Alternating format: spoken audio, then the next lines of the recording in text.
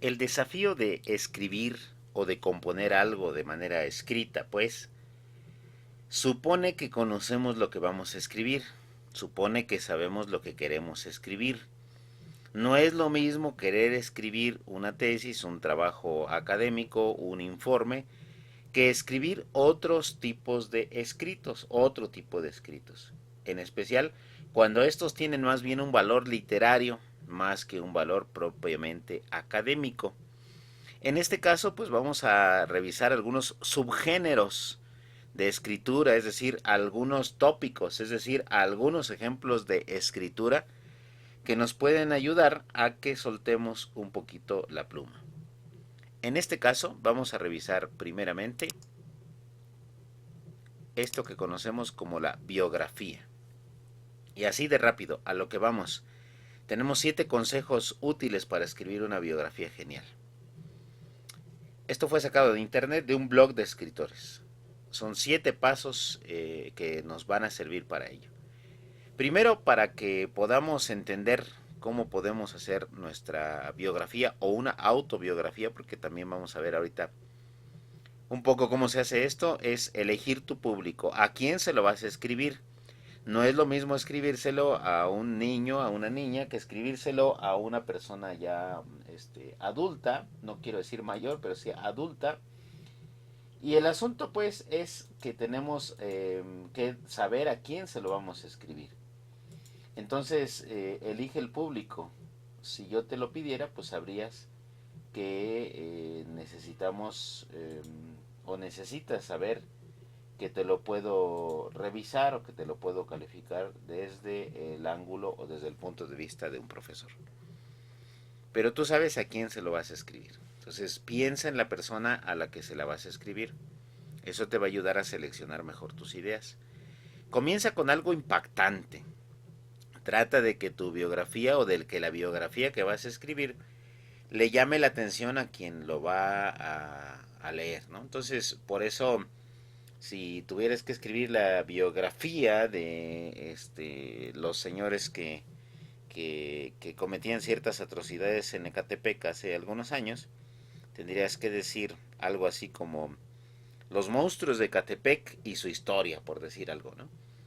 Eso ya atrapa un poco, ¿no? O algunas peculiaridades del caníbal de Milwaukee. Y eso atrae a la gente, porque de alguna manera la gente está pensando qué es lo que tienes que decirlo, ¿no? O qué es lo que tiene que revisar. Dice, mantén un mismo tono y estilo, salvo porque comiences con algo impactante, tú trata de mantener tu mismo estilo, tu misma forma de escribirlo.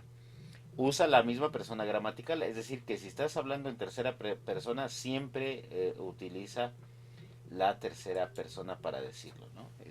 Fulano de tal, nació, etcétera, etcétera, tercera persona siempre, ¿no? Vivió de tal manera, etcétera. Nunca cambies a decir, este, algo así como que, en primera, ¿no? Por decir, yo, tuve la oportunidad de conocer, no, no, no, no, es tercera persona siempre. Enfócate en lo importante, tienes que resaltar características importantes de la biografía. Entonces, por ejemplo, hablamos de Mahatma Gandhi y decimos, fue el personaje que logró la independencia por la vía pacífica de su país. Ese es importantísimo. Fundó algunas comunidades de tipo ecuménico, religioso, y propuso la no violencia como sistema. Es decir, vas a lo que vas a lo importante, a lo rápido. Salvador Sánchez fue un boxeador mexicano que se coronó campeón y defendió su corona 10 veces antes de fallecer en un accidente automovilístico muy joven. Tenía dotes extraordinarias de boxeador y si de no haber sido por su muerte pudo haber sido el más grande de todos los tiempos, algo así.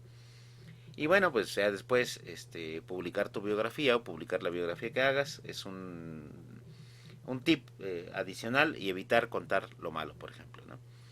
Entonces son algunos tips, hay otros que se parecen mucho, mira, por ejemplo esto, marcar un objetivo y un público se parece a lo que dijimos antes, estudiar otras biografías, esto te lo recomienda porque leyendo otras biografías te das idea de cómo puede ser la que tú escribas, la que tú compongas. Escoge la voz del narrador, eso ya es para cuando lo tengas que narrar, tienes que buscar que sea una voz idónea, una voz eh, que pueda resultar interesante. Mantén un mismo tono y estilo, ya te lo había dicho también con la anterior lámina. Escoge los episodios que vas a narrar, igualmente, ya te lo había comentado, tienes que tener claro qué es lo que vas a decir y qué es lo importante. Comienza con algo impactante, igual era lo primero que te decía antes, omite lo que no sea importante, no te desvíes mucho por cosas que no valgan la pena y tienes que ceñirte a los hechos y opiniones relevantes. Es parte, la 7 y la 8 son parte del mismo paquete. Ahora, ¿cómo hacer una autobiografía? Igual, ahí viene la dirección de donde saqué este esquema que me pareció muy apropiado. Y aquí nada más se enumera 4 razones para escribir la autobiografía. Te comento que la autobiografía sigue el mismo esquema que la biografía, solamente que aplicado a ti.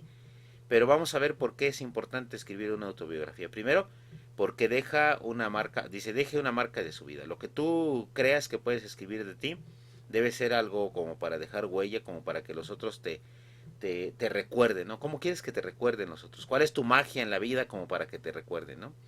Eso quiere decir cuál es tu talento o cómo crees que debe ser recordado y trata de que eso esté plasmado en tu autobiografía o que para eso sirva tu autobiografía. Es una buena razón para que la escribas, ¿no? La oportunidad para dejar pues en claro lo que tú has sido o lo que tú fuiste. También para informar y educar, dice, si usted no tiene una familia grande, ni muchos conocimientos, pero sí muchas experiencias de vida, dice, su historia es de una gran riqueza para los demás. Eso vale la pena pues resaltar lo que uno pueda ayudarle a otros con su propio ejemplo, por ejemplo, ¿no? Y el orgullo por los logros, has tenido logros, pues enorgullécete de ello, te han premiado, has visto cosas grandes, magníficas, has estado en lugares importantes, como la escuela donde estás, pues claro, tú lo tienes que poner allí, ¿no? Y dice acercar el pasado al presente, dice, quieres usar tu sabiduría y conciencia sabiamente, en lugar de ser dejado de lado cuando se jubile, bueno, pues eso ya es una pretensión, una ilusión, digámoslo así, para que tú mismo puedas ver un referente de qué es lo que vas a dejar. Te decía yo al principio como huella en la vida. Esa es la autobiografía, esas son las razones y el esquema es el mismo que el de la biografía. También vamos a aprovechar para ver un poquito más esto, mira, cómo escribir una crónica, para qué sirve. Hay crónicas de eventos determinados y son muy famosas por las crónicas deportivas o las de espectáculos, ¿no? Allí en cómo escribir una crónica, pues dice quien escribe la crónica, perdón, debe estar presente durante el transcurso, ¿no? O sea, difícilmente alguien que no estuvo en el lugar va a escribir cómo se fueron dando los acontecimientos paso a paso. Procuremos estar presentes, ¿no? Y hay que realizar trabajo de campo, es lo que hacen los reporteros, ¿no? Para armar su crónica, pues tienen que preguntarle a varias personas para que puedan tener todos los ángulos del asunto, ¿no? A mí me tocó realizar una vez hace muchos años una crónica de una misión y pues claro, para realizarla había que preguntarle a las personas cómo fue que vieron tal o cual acontecimiento, ¿no? Tal o cual cosa que resulta agradable para todos o que es conmocionante y que los demás lo vieron también, ¿no? Pues la crónica pues es un tipo de narración que presenta los eventos en forma cronológica. Hay que tomar en cuenta que va con el tiempo y que intenta ser lo más explicativa y objetiva posible. De esto pues, tenemos buenos ejemplos que son los cronistas deportivos, ¿no? Que hacen crónicas tanto escritas como habladas y que van narrando lo que va pasando, ¿no? Relata y transmite los acontecimientos en modo secuencial para introducir y transmitir al lector a los hechos narrados. Y hay varias, ¿no? Ahí están la periodística, la deportiva, crónica negra de sucesos, la nota roja por decirlo así, crónica política, la de sociedad, la de viaje y la literaria. Y ahí nos pone un ejemplo. Ana se levantó el viernes 14 de marzo a las 10 de la mañana como era su costumbre. Luego de desayunar un huevo y pan salió por la puerta hacia las oficinas de su trabajo que quedaba a pocas calles de su hogar. Al cruzar la gran avenida San Martín no se percató que un automóvil venía en sentido contrario y sin poder esquivar a Ana el automóvil la atropelló. Ana fue trasladada al hospital más cercano. Afortunadamente, 2 días más tarde, Ana fue dada de alta con lesiones menores y controles médicos externos. En este caso, a lo mejor si el cronista no vio, pues se tuvo que haber enterado de muchas maneras cómo pasó todo eso, ¿no? Para que siguiera la secuencia. Y bueno, la crónica periodística tiene una estructura determinada, una entrada, un cuerpo y una conclusión. En la entrada pues se define el ritmo y el tono del texto, se compone el título, el antetítulo, subtítulo y un breve párrafo de entrada. Todo eso es la entrada, ubica al lector en un lugar, un tiempo y un evento determinado. Comienza con fuerza, pues busca captar la atención del lector. Como lector de crónicas periodísticas puedo decirte que muchas veces uno se queda con la entrada de la crónica, si es muy buena, pues porque ya te dijo muchas cosas ahí con todos esos elementos que te marca la lámina. El cuerpo, pues ya es el desglose, a través de la narración se informa detalladamente de los hechos, puede tener algunas apreciaciones del autor, en las crónicas que son de opinión o de interpretación, se presentan los protagonistas o testigos, se contextualiza el hecho en un espacio y tiempo y describe el lugar. Y la conclusión, pues se presenta al final se presenta el final de los eventos, así como sus consecuencias y los resultados. La conclusión suele invitar a la reflexión y puede redactarse de forma cíclica y conectarse con la entrada de la crónica. Es decir, que al final repites o puedes decir con otras palabras lo que dijiste al principio para que se selle, para que se cierre como si fuera que se cierre como si fuera un círculo. Luego pues tenemos el cuento, a esto podríamos abundar muchísimo, pero vamos a decirlo rápido, es una narración breve creada por uno o varios autores, basada en hechos reales o ficticios. Es compartido tanto por vía oral como escrita. Su objetivo principal es despertar una reacción emocional en el lector, aunque puede ser escrito en verso, total o parcialmente. De forma general se escribe en prosa. Un cuento es una obra de ficción que se desarrolla con ciertos seres y acontecimientos. Entonces, no necesariamente es algo que pasó en la realidad, sino algo que se puede componer. De las biografías pesadas o difíciles, a veces de asesinos seriales o de personajes importantes, se puede hacer un cuento, ¿no? Lo mismo que se puede hacer una novela. Eso lo vamos a revisar. Las partes del cuento, pues igual que la crónica periodística, tiene un inicio en este caso, donde se presentan los personajes, se muestra el lugar y el tiempo en el que ocurre la historia. Luego un nudo donde se expone el conflicto, se desarrollan acontecimientos y pueden aparecer nuevos personajes. Y por último, donde se soluciona el conflicto, que es el desenlace, se describe cómo es la situación de los personajes al final de la historia. Luego tenemos la novela. Aquí en lugar de definirla, pues vamos a decir cómo se escribe, ¿no? Primer tip del blog que les conté al principio, letraminúscula.com, que es muy buen blog para el que quiera visitarlo. Ahí está la dirección. Superar el miedo y las dudas, es decir, que no tengas miedo de escribir lo que quieres escribir, tener una idea principal de la novela, cuál será la idea, qué es lo que quieres decir, el mensaje, definir los personajes, que hay que apuntar cada personaje y cuál sería su función, sus características, comenzar de manera impactante para atraer al lector con algo que le haga sentir que eso tiene un buen un buen seguimiento, es decir, un buen desarrollo, ¿no? No todas las novelas son así, pero las que sí lo son, se nota inmediatamente cuando el que la escribe pues agarra la atención del lector.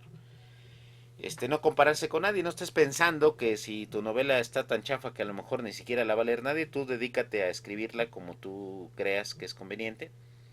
Tienes que hacer un esquema borrador antes de que tengas el trabajo, pues antes de que procedas con la escritura.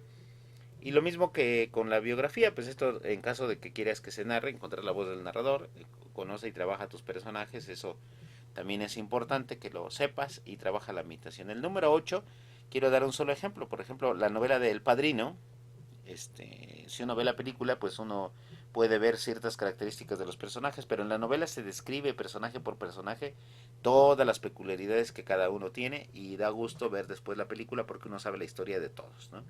Ese es conocer y trabajar a sus personajes. Bueno, y aquí vienen 9 tips de cómo se escribe una novela con su guía paso a paso. Entonces, superar el miedo a las dudas, ya te dije un poquito de qué se trata, ya nada más lo dejo para que lo leas y lo veas. Esto ya es un desglose de cómo puedes implementar cada uno de los tips, ¿no?